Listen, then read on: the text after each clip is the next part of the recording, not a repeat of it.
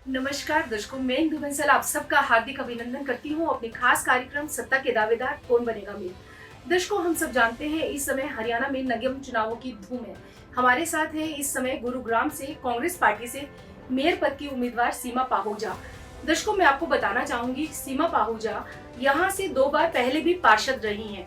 सीमा जी नमस्कार। नमस्कार जी। सीमा जी, आपको गुरुग्राम की जनता का प्यार मिला, आप पार्षद चुनी गई, दोबारा फिर जनता ने आपको अपना प्यार दिया, आप फिर पार्षद चुनी गई। इस समय कांग्रेस पार्टी ने आप पर विश्वास किया, आप चुनावी मैदान में हैं, तो आप क्या कहना चाहेंगी? जनता के कितना भरपूर प्यार और आशीर्वाद आपको मिलने की उम्मीद है कि मिलेगा? देखिए 2011 में फर्स्ट टाइम निगम के इलेक्शन हुए जी, तो उस टाइम मैं इंडिपेंडेंट लड़ी थी जी, और मैंने बीजेपी का कैंडिडेट हराया था जी, और फिर विनिंग हुई थी फर्स्ट टाइम 2011 में। फिर उसके बाद 2017 में फिर इलेक्शन हुए थे जी, फिर मैंने बीजेपी का कैंडिडेट हराया जी, फिर निर्दलीय मैं जीत कर आई।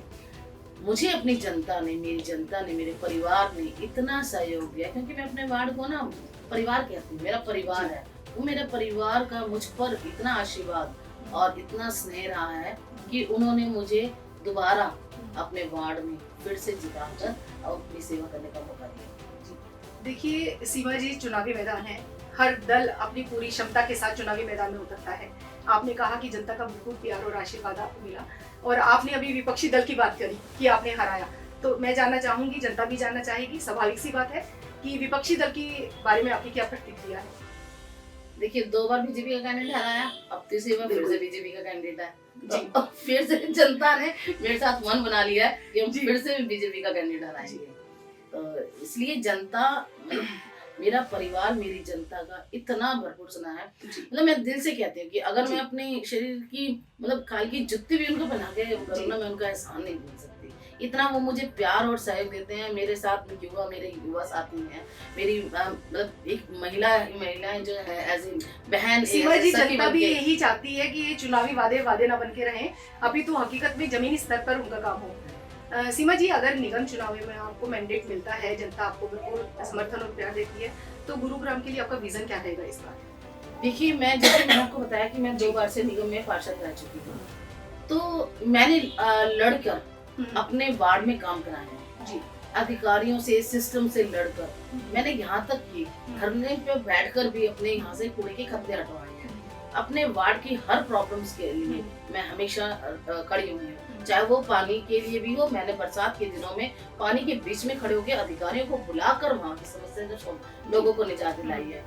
बट वो 20 साल का जो अनुभव है, 2 साल से जो निगम पार्षद का जो अनुभव है जी, उस अनुभव को लेकर मुझे पता है कि सिस्टम और प्रणाली से, अधिकारियों से किस प्रकार काम में है। सीमा जी, यहाँ पे हम प्रत्येक क्षेत्र का दौरा करते हैं, उनके बारे में भी जानते हैं, जनता से भी बातें करते हैं, तो यहाँ पे जो पानी निकासी की समस्या देखी, स्पेशली क्या होता है, युवा परेशान होते हैं, बच्चे परेशान होते हैं, स्कूल नहीं जा पा रहे हैं, स्कूलों की जो रास्ते हैं वो बेकार हैं, कूड़े की समस्या है। अब बच्चों ने, एक छोटे से बच्चे ने रोक के हमसे प्रश्न किया कि आंटी जी आप एक बात बताइए, यहाँ पे इतनी स्मेल आती है और हमारी मैम कहती है कि साफ रखना चाहिए, सब कुछ साफ होना चाहिए, तो आप इस बारे में क्या कहना चाहेंगे? क्योंकि बच्चा भी परेशान है इस समस्या से, पानी से, बारिश से, निकासी नहीं है, सीवरेज जाम है, स्कूल आने में उनको प्रॉब्लम है, पानी स्वच्छ बिल्कुल नहीं है। जी, इंदु जी, आपको याद होगा लास्ट जी, ईयर जी। जब बरसात का मौसम आया था, जी, हमारे गुड़गांव में जल भराव की स्थिति हुई थी, बिल्कुल, तो कुछ लोगों की डेथ तक हो गई थी। निकासी नहीं हो पा रही थी, बीमार हो रहे थे। नहीं, बीमार तो हो गए थे। जी, आई थिंक आपको याद नहीं जी। कि जब पानी में, बरसात के पानी में हाँ जी, डूब के उनकी वो डेथ हो गई थी। हाँ, जो बिल्कुल अंडरपास याद है, में बिल्कुल पानी, याद है। याद है ना? उसके जी, बावजूद बिल्कुल भी प्रशासन का, सरकार का इस तरफ ध्यान ही नहीं है। जी, आप ये देखिए, देखो मैं 2 शब्दों में बोलती हूँ कि बिल्कुल। ऐसा कोई भी काम नहीं जो संभव ना हो। जी, इच्छा होनी चाहिए उसे करने की। दृढ़ इच्छा शक्ति होनी चाहिए, बिल्कुल। जबकि है ना? आप जनता के प्रतिनिधि के रूप में हाँ, चले जाते हैं। देखो ये नंबर 1, बिल्कुल। हमारे यहाँ सिस्टम की कमी नहीं, जी, हमारे यहाँ एक से एक इंजीनियर हैं, जी। हमारे यहाँ पैसे की कमी नहीं, फिर क्यों? आवाज क्यों उठाने नहीं वाला कर कोई नहीं है, आवाज आवाज उठनी चाहिए, सशक्त आवाज शब्दों में। उठाने वाले की बात तो दूर है, यहाँ पर काम करने की इच्छा नहीं है किसी जी, की। जी, आप जो हमारे यहाँ पर, यहाँ के जो प्रतिनिधि रहे, क्योंकि देखिए जो ये गुड़गांव की है, गुड़गांव का अपना बजट है, अपना जी। एक मतलब काम है, इसको ऊपर से हमें नहीं वो करना पड़ता। तो जब गुड़गांव का जो हमारे दुर्भाग्य रहा, 2 बार जो मेयर बने वो अनुभवीहीन थे, वो अपने आकाओं की, उनका जो रिमोट कंट्रोल था वो दूसरों के पास था, उनको एक दबाव बना रहता था कि कहीं ऐसा ना हो पार्षदों की अपना मेच्योरिटी हो और मेरी सीट चली क्योंकि जाए, आप चाहते हैं कि गुरुग्राम विकसित गुरुग्राम बने, है ना। तो अब क्या है, अब जो मेयर बनेगा वो इलेक्टेड बनेगा जी इलेक्टेड होगा, वो किसी के दबाव में रहेगा जी दबाव में नहीं रहेगा, तो वो गुड़गांव के विकास के लिए पूरी तरह से अपना समर्पित आजादी रहेगा। और दूसरा मैं ये कह रही हूँ कि पहले वाला का रिमोट उनके अकाउंट के पास था, इस बार का जो मेयर रहेगा उसका रिमोट पब्लिक के जनता के हाथ में होगा। दर्शकों, अभी हम सुन रहे हैं गुरुग्राम से कांग्रेस पार्टी से मेयर पद की उम्मीदवार सीमा पाहोजर जी को। दर्शकों, आप देख रहे हैं कि कितने सशक्त शब्दों में और दृढ़ शब्दों में वो अपनी बात को रख रही हैं, और ना सिर्फ ये कह रही हैं कि मैं करूंगी, वो कह रही है मैं इसमें विश्वास नहीं रखती कि करूंगी, मैंने किया है और मैं करना चाह रही हूँ, आप मुझे एक बार मौका अवश्य दें। तो सीमा जी, आप जनता से क्या अपील करना चाहेंगी, क्या कहना चाहेंगी? मैं लास्ट में जनता से सिर्फ ये अपील करना चाहूंगी कि आने वाली 2 मार्च को, अब नजदीक है, आने वाली 2 मार्च को आप अपना आशीर्वाद, सहयोग, आपके आशीर्वाद और सहयोग और मेरे नेतृत्व में हम दोनों मिलकर गुरुग्राम को ऊंचाई तक ले जाएंगे और एक स्वच्छ, सुंदर और विकसित गुरुग्राम बनाएंगे। धन्यवाद।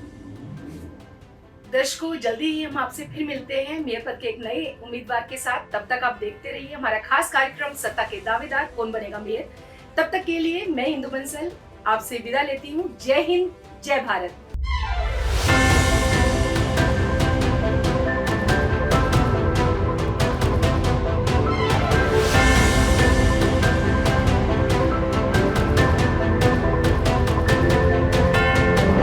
हरियाणा में स्थानीय निकाय चुनाव की धूम है। अब हम हैं गुरुग्राम नगर निगम में। यहाँ आज हमारे साथ एक ऐसी शख्सियत हैं जिनकी पृष्ठभूमि बड़े फक्र के साथ हम कह सकते हैं कि संघ की रही है, और इन्होंने अल्प आयु से ही संघ में दीक्षा ली, संघ के विधान को अपना क्रम माना और लगातार आज तक उस नियम को बखूबी निभाते आ रहे हैं। और आज भारतीय जनता पार्टी ने उनकी धर्मपत्नी को गुरुग्राम नगर निगम से बीजेपी का मेयर प्रत्याशी बनाया है। हमारे साथ हैं तिलकराज मल्होत्रा जी, जो राजधानी मल्होत्रा जी के प्रतिनिधि के रूप में आज हमारे साथ हैं। आइए उनसे कुछ चर्चा करते हैं। मल्होत्रा जी नमस्कार। नमस्कार। मल्होत्रा जी, आपका हार्दिक स्वागत है हमारे खास कार्यक्रम सत्ता के दावेदार में। मल्होत्रा जी, यहाँ जो है सबसे पहले जहाँ संघ का नाम आता है तो वहाँ जो है ना कुछ नियम, कानून, कायदे वो शुरू हो जाते हैं। तो मैं शुरुआत ही यहाँ से करूँगा कि आपका संघ में एंट्री कैसे हुई? पिताजी 1958 में ओटीसी अम्बाला करने बाद मुख्य शिक्षक थे प्रभात शाखा में जी। तो बचपन में छोटी उम्र में कई बार जाना हुआ। जब 5-7 साल के थे सूर्य प्रभात शाखा को ले गए जी। 1965-66 में मैं नियमित शाखा पे शुरू हुआ जी। उसके बाद शाखा कार्यवाह, फिर सायंकाल कार्यवाह, सब जिम्मेदारी चलती रही जी। और अंत में मेरी संघ की जो आखिरी जिम्मेदारी आई 1995 में मेरे को महानगर संचालक बनाया गया जी। और मैं 2000 तक महानगर संचालक रहा। बहुत खूब, बहुत खूब मल्होत्रा जी। 10 से 13 आप गुरुग्राम जिला अध्यक्ष भी रह चुके हैं। मैं जिलाध्यक्ष रहा। जी जी जी, बहुत खूब। मैं भाजपा की जब सरकार बनी 2015 से जी। मैं ग्रेनेंस कमेटी मेंबर हूँ। इतना लंबा टाइम नहीं किसी को मिलता। जी जी, खट्टर साहब की सरकार में अभी हूँ मैं, प्रेजेंट में भी। हाँ जी, लगातार जी, जी। मेरी टर्म लगातार चल रही है। जी जी जी बने हैं। जी। सैनी साहब आए तब भी, खट्टर साहब थे तब भी। अब भी है। जी जी। और यहाँ शीतला माता बोर्ड है, जी। ये गुरुग्राम माता शीतला की धरती कही जी जाती जी है। जी। मैं उसके स्टैंड बोर्ड का भी लगातार 10 साल से मेंबर हूँ, जी वहाँ पे जी। सेवा कर रहा हूँ। जी जी जी जी। तो मल्होत्रा जी, चूंकि अब हम बात करते हैं गुरुग्राम नगर निगम चुनाव को लेकर। नगर निगम अगर यहाँ मैंडेट देती है पब्लिक आपको, तो क्या विजन आपका रहेगा? मैं आपकी जल भराव समस्या से शुरू करता हूँ। जी। गुड़गांव नगर की जो धरती की ढाल है जी वो सोना से गुड़गांव की तरफ है जी। बरसाती पानी सोना से चल के गुड़गांव से दौलताबाद होते हुए 1.5 नंबर 8 में जाके जी जमुना जी में जाता है। जी उसमें पानी रोकने के लिए कई बांध बनाए गए थे। जी। वहाँ पानी रुकता था और इस्तेमाल होता था। लेकिन जो उनका ड्रेन का रास्ता था जी वो समय समय के साथ उसमें बंद होता चला गया, ढकता गया, जी इसलिए समस्या ज़्यादा है कि जी। उसको पानी की निकासी नहीं मिली, बरसात उतनी होती है, बिल्कुल ये एक बहुत बड़ी समस्या है। जी ये समस्याएं दर्शक से थे मेरे ख्याल से हम करेंगे तो नहीं रहेगी। जल भराव की है, कचरा प्रबंधन की है, जी उसमें कुछ टेक्निकल हिच आती है, तो जी, जी। किसी को किसी भी प्रकार से हमें अगर कहना पड़ेगा, अगर काम नहीं करना दंडित करना पड़ेगा, मेरी शक्ति इतनी आ जाएंगी जी तो हम उस प्रकार से करेंगे। बाकी सरकार का सहयोग, राज्य सरकार का सहयोग भी हर प्रकार मिलेगा। जी सीवर समस्या भी बहुत ज़्यादा है, पुराने सीवर लाइन है उनकी लाइफ ख़त्म हो चुकी है, जी। लेकिन वो आबादी के लिहाज से छोटी हैं। जी तब 1 फ्लोर होता था, 1.5 फ्लोर होता था, अब 4-4 फ्लोर के मकान। उसकी कैपेसिटी बढ़नी चाहिए। कैपेसिटी वही है, तो सबसे पहले कैपेसिटी बढ़ेगी तो उसमें वर्षा के पानी भी ठीक निकलेगा और जी। घरों का ड्रेनेज भी ठीक निकलेगा, चौकिंग ब्लॉकिंग वो भी नहीं होगी। जी मेरी एक ही अपील है, हमारे भाजपा के अधिकारियों की इच्छा है कि हम ये चुनाव एक रिकॉर्ड मतों से जीते, मेयर का चुनाव, जो आगे रिकॉर्ड बने, आगे के लिए नाज़ीर रहे। मैं इतने दिन से इतना पुराना कार्यकर्ता, सब जगह मैं जिला अध्यक्ष भी रहा, तो परिचय है सबके नए पुराने जी, कार्यकर्ता मेरे से 2000 सन के कार्यकर्ता भी हैं, बाकी भी हैं। जी बहुत उत्साह रहता है कार्यकर्ताओं में। जी और जो कार्यकर्ता कई साल से निष्क्रिय हो गए थे जी 8-10 सालों से, जी वो भी निकल के वापस आ रहे हैं। जी और ग्रामीण क्षेत्र में ये हाल है कि एक कार्यक्रम में उन्होंने माला जब डाली, मैं थोड़ा निकालने की कोशिश भी गर्दन करूं, कहता है जब ठुड्डी हिलनी बंद हो जाए ना तो तेरे निकालने देंगे। और यही आज हुआ जी, जब ये प्रेम है उनका। हाँ, जी यही आज हुआ जब देवीलाल कॉलोनी में, देवीलाल नगर में जाम मस्जिद में अपने मुस्लिम भाई स्वागत कर रहे थे। जी जी ये अभी आज शाम को भी ये हुआ, तो उनका प्यार है।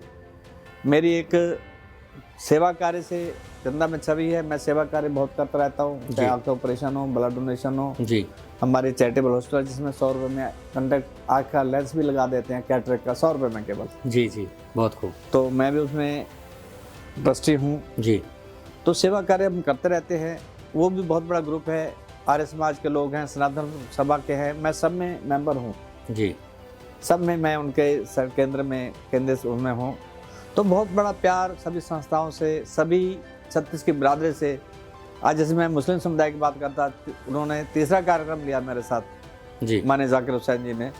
मैं उन सब का, सभी बिरादरियों का बहुत बहुत तहे दिल से शुक्रिया अदा करता हूँ, जिन्होंने इतना प्यार मेरे को दिया है जो मेरे ज़िंदगी के लिए याद करने वाली है। जी एक बात मैं अपने साथ जोड़ूंगा, जी आपने पूछी नहीं, जी पूछना चाहोगे? जी जी पता नहीं, मैं बताइए दलगा जी। मैं राजनीति में कोई सत्ता के लिए नहीं आया हूँ, मैं संघर्ष संसेवक हूँ, सेवा कार्य किए हैं जी और आगे भी जो मेरे को टर्म मिलेगी मैं सेवा कार्य ही करूँगा। मेरी परिवार के बच्चे वेल सेटल्ड हैं, कोई लाइबिलिटी नहीं है, मैं लगातार सेवा कार्य कर रहा हूँ। मैं सत्ता के लिए नहीं लड़ रहा हूँ, जी जी जी जी मैं सेवा लड़ रहा हूँ और सेवा ही करूँगा 5 बहुत साल। बड़ी बात है। और एक ये उदाहरण पेश कर जाएगा कि आने वाले समय में कहेगा कि ऐसा मेरा हमें मिला था जी और उसको ढूंढेंगे फिर दोबारा कैसे मिलता है। तिलराज जी आपकी अपील हो जाए एक बार। मैं नगर निगम गुरुग्राम के मतदाताओं से, युवा साथियों से, बुजुर्गों से, मातृशक्ति से एक अपील करना चाहता हूँ कि आपका एक एक वोट कमल के निशान पर भाजपा के प्रत्याशी, जो वार्डों में प्रत्याशी हैं उनकी मशीन पर, बहुत खूब। और जो मेयर प्रत्याशी है राजधानी मल्होत्रा, उसके कमल के निशान पर आप बटन दबाएंगे और मेरे को एक बहुत बड़े मार्जिन से जीत दिलाएंगे, जैसा मेरे अधिकारी चाहते हैं। एक बहुत बड़ा मार्जिन जो भविष्य के लिए मापदंड बने, यही मेरी आपसे अपील है। अभी आप सुन रहे थे गुरुग्राम से चंद्रलाल मल्होत्रा जी को। हम जल्द ही आपसे मिलेंगे एक नए जनप्रतिनिधि के साथ। तब तक के लिए आप देखते रहिए सत्ता के दावेदार। जय हिंद, जय भारत।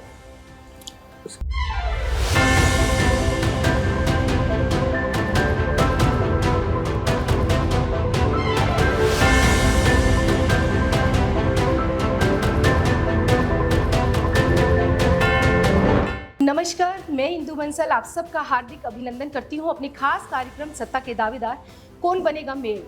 दर्शकों, हम सब जानते हैं इस समय हरियाणा में नगर निगम चुनावों की धूम है। हम पहुंचे हैं सोनीपत नगर निगम में, जहां पर कांग्रेस पार्टी से मेयर पद के उम्मीदवार हैं कमल दीवान। कमल जी नमस्कार। नमस्कार इंदु जी। कमल जी, सबसे पहले हम ये जानना चाहते हैं, क्योंकि आप पहली बार चुनावी मैदान में उतरे हैं, जनता का भरपूर प्यार और समर्थन आपको मिल रहा है, आप क्या कहना चाहेंगे जनता के इस प्यार को देख? देखिए, जनता का तो प्यार मुझे भी मेरी उम्मीद से ऊपर है जी। जैसा कि मैं जा रहा हूँ, चुनाव प्रचार कर रहा हूँ, जी। कांग्रेस पार्टी ने मेरे अंदर विश्वास जताया, मुझे यहाँ का प्रत्याशी बनाया और जैसे जैसे मैं जनता के बीच में जा रहा हूँ, जनता का भरपूर आशीर्वाद मिल रहा है। मेरी उम्मीद से ऊपर, मैंने सोचा भी नहीं था। सिर्फ उसका कारण है मेरे स्वर्गवासी पिताजी के जो किए हुए अच्छे कार्य, जो हमेशा समाज से जुड़े रहे, और मैं उनके पद चिन्हों पे चल रहा हूँ, उनको फॉलो किया और जो है आगे बढ़ते जा रहे हैं और लोगों का प्यार लिए जा रहे हैं। कमल जी, जनता जो है आपके अंदर आपके पिताजी की छवि को देख रही है, आप उस बारे में क्या कहना चाहेंगे? जिस तरह से आपके पिताजी ने इतिहास को दोहराया, क्या आप उस इतिहास को दोहरा पाएंगे? देखिए, सबसे पहले मेरे पिताजी जो है वो राजनीति में थे, लेकिन जब तक वो जीवित रहे, चाहे राजनीति में थे, सक्रिय राजनीति में नहीं थे या नहीं थे, लेकिन हमेशा वो समाज की सेवा करते रहे और मुझे भी अपने साथ रख के पूरा ज्ञान देते रहे, शिक्षा देते रहे। तो मेरा ऐसा मानना है कि जो उनका आशीर्वाद है, जो उनका मार्गदर्शन है, वो मैंने लिया और यही जो खूबियाँ हैं, जो अपने मुँह से अपनी तारीफ से अच्छा नहीं होता, कि जो शिक्षा, जो ज्ञान मेरे पिताजी ने दिया, जो सोनीपत की जनता वही मेरे अंदर देख रही है। और इसी वजह से मुझे लगता है कि वो बोलते हैं आपकी शक्ल भी पूरा पापा की कॉपी हो, सेहत भी करें मोटे भी पापा की तरह ही हो एकदम से। तो ज़रूर कुछ ना कुछ तो है और मैं चाहता हूँ कि हमेशा मैं उनके पद चिन्हों पे चलूँ और जो मार्गदर्शन मुझे दिखाया है कि सेवा करनी है, सेवा करता हूँ, करता रहूँगा। कमल जी, अभी पार्टी ने आप पर विश्वास किया है, आपको टिकट दी है, अब जनता के विश्वास को बनाए रखना आपका दायित्व बनता है। तो अगर आप मेयर पद के लिए चुन लिए जाते हैं, जनता आप पे विश्वास करती है, तो सोनीपत के लिए आपका क्या विजन है? आप कौन कौन सी ऐसी मूलभूत समस्याएं हैं जो आपके क्षेत्र में, अब जैसे आप लोगों के बीच में भी जा रहे हैं, तो लोग आप अपनी समस्याओं को आपके सामने रख भी रहे हैं, तो कौन कौन सी ऐसी समस्याएं हैं अगर आप मेयर पद के लिए चुन लिए जाते हैं, लोगों के द्वारा उनके प्यार और विश्वास को बनाकर रखते हैं, तो आप कौन कौन सी ऐसी समस्याएं हैं जिन्हें आप दूर करना चाहेंगे? देखिए, मुझे अगर सोनीपत आशीर्वाद देता है और मुझे कामयाब करता है, तो सबसे पहले आपने देखा होगा अखबारों में जो है सोनीपत में नगर निगम के जो कर्मचारी हैं, उनको पिछले 6 माह से तनख्वाह नहीं दी गई है, उनको वेतन नहीं दिया गया। और ऐसा नहीं है कि कोई पैसा नहीं है नगर निगम में, बहुत अमीर नगर निगम है सोनीपत का, बहुत अच्छा रेवेन्यू आता है इनके पास, लेकिन नगर निगम के कर्मचारियों को तनख्वाह नहीं दी जा रही है। एक सफाई कर्मचारी जो आपके घर का कूड़ा मल मूत्र उठाता है, उसका गंदगी उठाता है, इतनी बदबू की चीज़ उठाता है, उसको तनख्वाह ना देना कोई अच्छी बात नहीं है। और सबसे बड़ा जो मुद्दा है नगर निगम का वो है भ्रष्टाचार। भ्रष्टाचार से लिप्त हो रखा है नगर निगम। उसमें आप प्रॉपर्टी आईडी बोलिए, फैमिली आईडी बोलिए, एनओसी बोलिए, डोमिसाइल सर्टिफिकेट बोलिए, लोगों को धक्के खाने पड़े। जी, अभी मैं एक मीटिंग से आया, वहाँ डेथ सर्टिफिकेट नहीं दिया जा रहा। कितनी गलत बात है कि इंसान जिसके घर पे मृत्यु हो गई, उसका डेथ सर्टिफिकेट के लिए आप पैसे मांग रहे हैं। ये कैसा भ्रष्टाचार है? ये कौन सा मॉडल है? मुझे तो, और भगवान ने चाहा अगर मैं कामयाब हुआ तो सबसे पहला जो काम होएगा नगर निगम में जो है भ्रष्टाचार पे लगाम लगाना और सफाई कर्मचारियों की जो है तनख्वाह दिलाना और अनेकों जैसे मूलभूत सुविधाएं हैं। जैसे गांव में कल गया मैं, 2-3 गांव में दौरे किए थे कल, वहाँ पे 3-3 फुट तक पानी भरा हुआ है। आज हम एक बोलते नहीं है, पानी खड़ा हुआ है, उसके लिए जो सीवरेज का सिस्टम ठीक नहीं है, कहीं रोडों के टेंडर पास हो रखे, काम नहीं हो रहा, वही बोलते हैं कि पैसा दीजिए तो टेंडर पास कर देंगे, सब कुछ करेंगे। तो बहुत जो है बुरे हाल है एकदम से सोनीपत के। तो मैं आशा करता हूँ अगर जनता मुझे कामयाब करेगी तो बहुत सुधार करेंगे, क्योंकि ये उपचुनाव है। मुझे सिर्फ 9 महीने का जो है समय मिलेगा काम करने का, और मुझे ऐसा लगता है कि 9 महीने में ऐसा काम जरूर करूँगा कि अगले 9 महीने बाद सिर उठा के जनता के बीच में वोट मांगने दोबारा जा सकूँगा। दर्शकों, हम सब जानते हैं राजनीति चर्चा का विषय है। हमारे साथ कमल दीवान जी सामने हैं, आप उन्हें सुन रहे हैं और सोनीपत में एक बात जो सुनाई दे रही है और रोचक विषय है ये, मैं कहना चाहूँगी रोचक विषय है ये। और मैं पूछना चाहूँगी कमल जी, आज बात हो रही है कि असली कमल के फूल चारों तरफ खिल रहे हैं, ये नकली कमल है, इस बारे में आप क्या कहना चाहेंगे? देखिए, मेरे जो प्रतिद्वंदी हैं जी उन्होंने एक चुनावी भाषण में बोला जी कि असली कमल जो है हम हैं, नकली कमल वो हैं। जी अब जो हमारे जैन साहब बड़े आदरणीय हैं, उम्र में मेरे से बड़े हैं, जी मैं उनको बताना चाहूँगा कि ये लोकतंत्र है। जी लोकतंत्र में जो जनता होती है वो सर्वोच्च होती है। बिल्कुल। ये जनता फैसला करेगी कि असली कौन है, नकली कौन है। तो उनको जो पुराना जो अभी तक गुरूर था, अभी तक उनका मुझे लगता है गया नहीं। जी ये जनता को फैसला करना चाहिए। 2 तारीख को पता लगेगा, 2 मार्च को, कि असली कमल कौन सा, नकली कमल कौन सा है। जनता के ऊपर छोड़िए ना। जी दर्शकों, कमल का फूल ये दावा करता है कि हम असली हैं और खुशबू भी हमें से ही आ रही है जो लोगों को लुभा रही है। लेकिन हम अब सोनीपत नगर निगम से सुन रहे हैं कमल दीवान जी को। उन्होंने बहुत सरल शब्दों में कह दिया कि फूल की महत्ता क्या है, फूल अपना अस्तित्व क्या रखता है। इस समय सारी जनता जनार्दन फूल है। इन्होंने अपना विश्वास जनता पर जताया है और अब जनता का ये दायित्व बनता है कि वो खुद निर्णय करे कि कमल का फूल कौन है और कौन अपना अस्तित्व अपना सही तरीके से रखता है। चलिए हम भी देखेंगे, हमारे लिए भी बहुत रोचक विषय रहेगा कि जीतता कौन है। और दर्शकों, एक बात और मैं आपको बताना चाहूँगी, कमल दीवान जी के ऊपर अभी हम पब्लिक के बीच में भी जा रहे हैं, पब्लिक का बहुत उनको प्यार और सपोर्ट भी मिल रहा है। लेकिन विपक्षी दल ये कह रहा है, ये आरोप लगा रहा है कि कमल जी यहाँ पर रहते नहीं हैं, तो सोनीपत की जनता को क्या जानेंगे। कमल जी, इस बारे में आप क्या कहना चाहेंगे? क्योंकि आपके विपक्षी जो है लगातार वार पे वार कर रहे हैं, कभी फूल के बारे में कहना, कभी आपकी दिनचर्या के बारे में कहना, कभी आपका ये कहना कि सोनीपत को आप करीब से जानते नहीं हैं, सोनीपत में रहते ही नहीं हैं। तो आप अपनी क्या कहना चाहेंगे इस बारे में? देखिए, जब से मुझे जो घोषणा हुई है, मुझे कांग्रेस पार्टी ने प्रत्याशी बनाया है, तब से पूरी की पूरी जो है ये भाजपा पार्टी बौखला गई है एकदम से। जिस दिन मेरा नामांकन था उस दिन उन्होंने पूरा जोर लगाया मेरा नामांकन रद्द हो जाए किसी तरह से जी। तो मेरे से इन्होंने खड़े पैर 1 करोड़ 15 लाख रुपए भरवाए जी, जो कि मेरे नहीं बनते थे। मेरे पास जी। जो न्यायालय का स्टे था और न्यायालय में बड़ा क्लियर लिखा था। एक हमारा पुराना हाउस टैक्स का मैटर चल रहा था जिसमें 5 साल से जो इन्होंने जवाब नहीं दिया था, लेकिन इनकी इतनी ज़्यादा बौखलाहट थी। फिर मेरी डिग्री को लेके अगले दिन स्कूटनी में, और उसके बाद अब ये मेरे बोल रहे हैं कि ये यहाँ रहता नहीं है, आपका जो ये मेरा जो आपका प्रत्याशी है कांग्रेस पार्टी का, वो यहाँ रहता नहीं है। तो मैं आपके चैनल के माध्यम से आपको ज़रूर एक बार न्योता दूंगा, आप मेरे पास आइए, मैं आपको अपना ड्राइंग रूम, बेडरूम सब यहाँ और CCTV रिकॉर्डिंग दिखाऊंगा आपके चैनल के माध्यम से कि कमल दीवान सोनीपत में रहता है या दिल्ली में रहता है। स्पष्ट हो जाए कि आप सोनीपत में ही रहते। बिल्कुल, क्योंकि देखिए मेरे पास दिल्ली में भी घर है, ऐसा नहीं है, मेरे पास बिजनौर में भी घर है, मेरे पास गोवा में भी घर है, हाँ मेरे पास गोवा में भी घर है। लेकिन उसका ये मतलब नहीं है कि मैं यहाँ बाहर गोवा में रहता हूँ या इधर रहता हूँ या उधर रहता हूँ। ठीक है, घर है, लेकिन मेरी जो कर्म भूमि है वो सोनीपत है और सोनीपत में ही रहता हूँ और सोनीपत में ही मरूंगा मैं। कमल जी, आप धुआंधार तरीके से अपना चुनाव प्रचार कर रहे हैं, जनता का भरपूर प्यार और समर्थन आपको मिल रहा है। दूसरी तरफ जो आपके प्रतिद्वंदी हैं वो भी जनता के बीच में जा रहे हैं, आप स्वयं उनके बारे में क्या कहना चाहेंगे? कमल दीवान अपने प्रतिद्वंदी के बारे में क्या कहना चाहेंगे? देखिए, ये सोनीपत की जनता सब जानती है जी। जो हमारे जो आदरणीय जैन साहब हैं वो 5 साल यहाँ पे MLA रहे जी। उनकी जो धर्मपत्नी थी 5 साल कैबिनेट मंत्री रहे बिल्कुल। और हमारा ये ULB मिनिस्ट्री उनके अंडर ही थी, अर्बन लोकल बॉडी जो नगर निगम जिसके अधीन आता है जी। तो सोनीपत की जनता अभी तक भूली नहीं है। उन्होंने इतने मीठे मीठे खजूर खिलाए थे सोनीपत की जनता को, उन्होंने इतने बंदरों के लिए क्या क्या दवाइयाँ लेके आए थे बंदरों को जो है, और कुत्तों के लिए जो बड़े सारे काम किए, इतने नेक काम करे उन्होंने। जनता भूली नहीं है अभी, कितनी बिल्डिंगें सील हुई, कैसे लोगों को परेशान किया, एक पर्टिकुलर जाति को परेशान किया। तो सोनीपत की जनता अभी भूली नहीं है, वो वोट की चोट से जवाब देगी इस चुनाव में जी। जनता के प्रति जो आपका विश्वास है कमल जी, वो सराहनीय है। जनता आप पर विश्वास रख रही है, तो आपका भी दायित्व बनता है कि जनता के विश्वास को आप बनाए रखें। हम कामना करते हैं कि आप विजय रहें।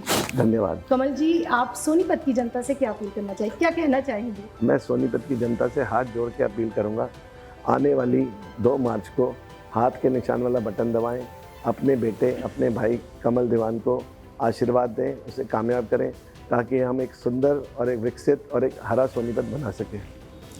दर्शकों, अभी आप सोनीपत नगर निगम से सुन रहे थे कमल दीवान जी को। मैं एक बात आप सबसे भी कहना चाहूँगी कि कई बार बहुत अच्छा रहता है कि हम बंधी बंधाई परिपाटी को छोड़कर अलग रास्ते पर चलना शुरू करते हैं और उस रास्ते पर सफल रहते हैं। कमल दीवान जी पहली बार चुनावी मैदान में उतरे हैं। जनता का भरपूर प्यार और समर्थन उन्हें मिल रहा है। जिस तरह से उन्होंने अपनी बातों को रखा, हम भी ये चाहते हैं कि राजनीति में ऐसे ही चेहरों को आना चाहिए जो जनता के साथ सदा जुड़े रहें। हम फिर मिलते हैं आपसे अपने एक सत्ता के नए दावेदार के साथ। तब तक आप देखते रहिए हमारा खास कार्यक्रम सत्ता के दावेदार। नमस्कार, जय हिंद, जय भारत। नमस्कार।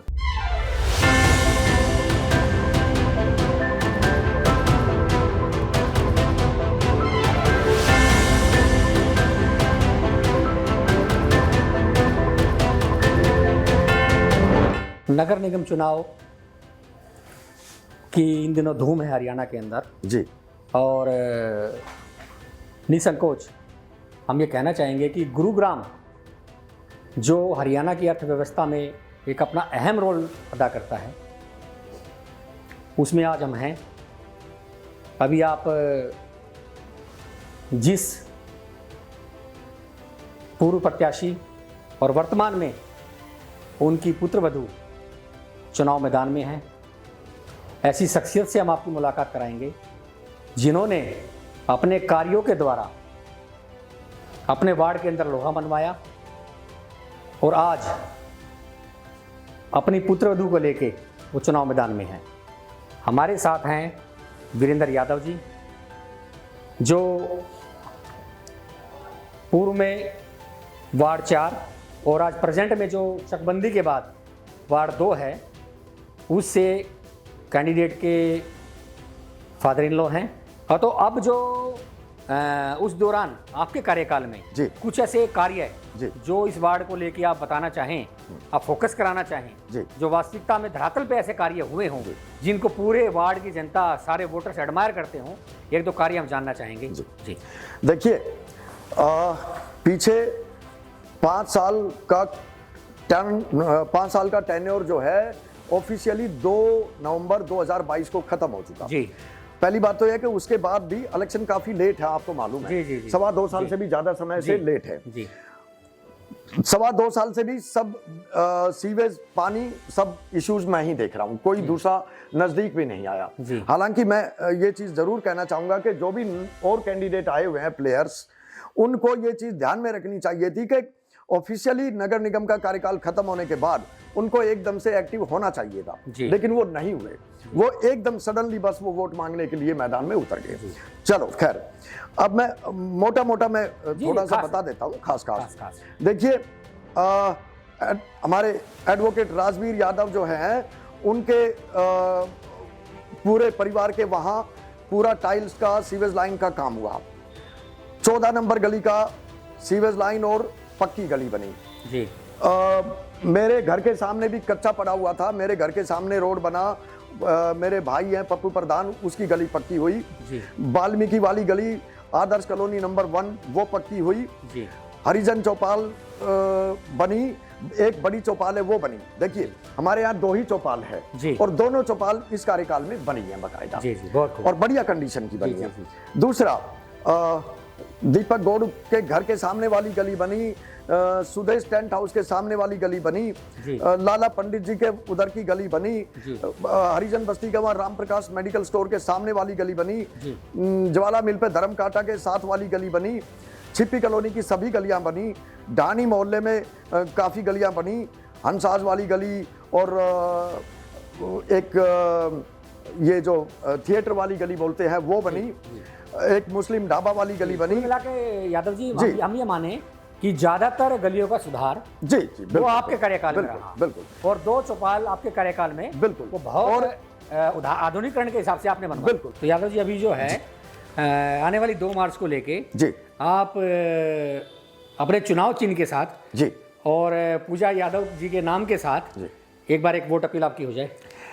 मेरी तो यही हाथ जोड़ के गुजारिश है कि आने वाली 2 तारीख को चुनाव चिन्ह हैंडपंप है, नल का, और उस पे बटन दबे और मेरे को एक बार और आशीर्वाद दे। जो छोटी मोटी कमियां रह गई उसको बहुत तेजी से पूरा करूंगा। बिल्कुल। दर्शकों, अभी आप सुन रहे थे वार्ड 2 से पूजा यादव के father in law Virendra Yadav ji को। हम जल्द ही आपसे मिलेंगे एक नए सशक्त उम्मीदवार के साथ। तब तक आप बने रहिए हमारे खास कार्यक्रम सत्ता के दावेदार में। Thank you. जय हिंद, जय भारत। Thank you.